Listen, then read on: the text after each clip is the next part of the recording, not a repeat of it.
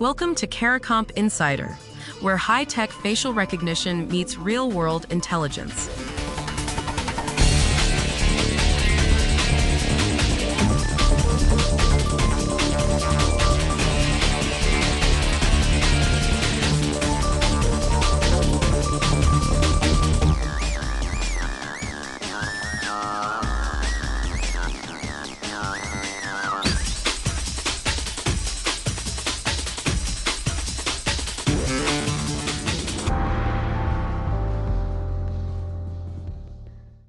In a county office in southeast Missouri, 55 workers now clock in with their thumbprint.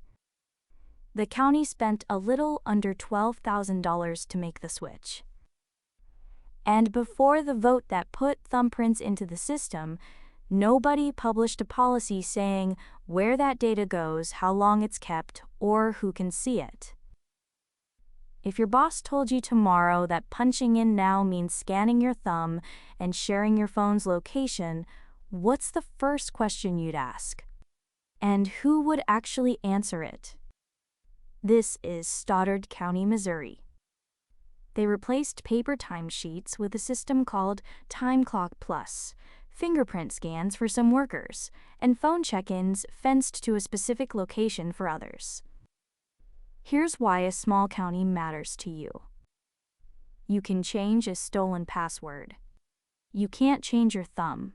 So when a 55-person payroll office starts collecting fingerprints, the real question isn't whether it works, it's whether anyone protected the people handing them over. Let's start with why a county did this at all. The problem is real. According to the American Payroll Association, 3 out of 4 employers lose money to something called buddy punching. That's when one worker clocks in for a friend who isn't there yet. Close to 3/4 of small businesses get hit by time theft every year. A thumbprint stops that cold. You can't fake a fingerprint for your buddy. So for a county trying to cut payroll waste, the math makes sense. Now the part that doesn't add up. County officials had to publicly explain that the geofencing isn't tracking anybody. It just confirms you're in the right spot to clock in. Think about that for a second. The fact that they needed to say it out loud tells you workers were already confused about what was being collected.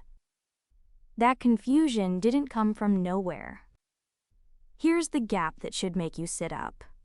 Stoddard County operates in Missouri, a state with no biometric privacy law protecting workers. None.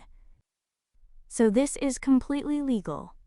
But legal and transparent aren't the same thing. Most of the biometric privacy laws on the books in this country protect you as a shopper or a customer, not as an employee. If you've ever clocked in at a job, that gap is about you. And the watchdogs have noticed. The U.S. Government Accountability Office warns that workplace surveillance tools are spreading faster than the rules meant to govern them. Their finding is blunt.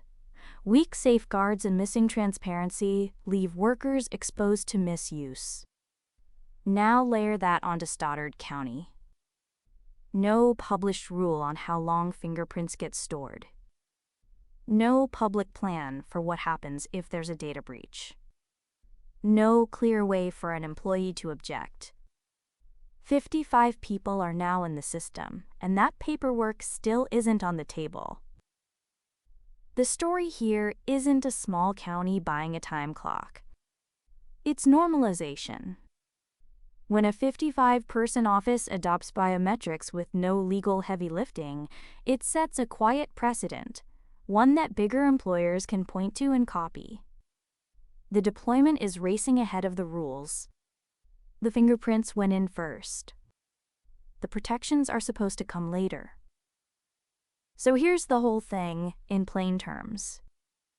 A small Missouri county now makes 55 workers clock in with a thumbprint, in a state with no law protecting that data.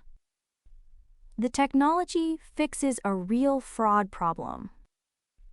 But nobody wrote down who guards the fingerprints or how long they're kept. You can reset a password 100 times. You only get one set of fingerprints for life.